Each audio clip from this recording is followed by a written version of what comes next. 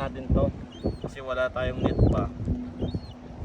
Tapos dito kasi may nangangain dito. Ano pinangangain dito? Ater? Nangangain ng ater dito eh.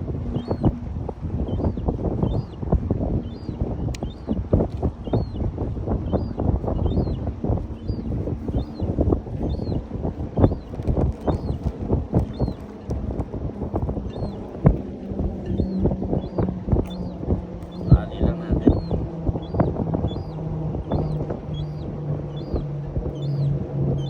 Nung pumunta kami dati dito eh, naubos yung bait ko sa ater. Wala na kami nakuha tuloy. Umuwi na lang kami.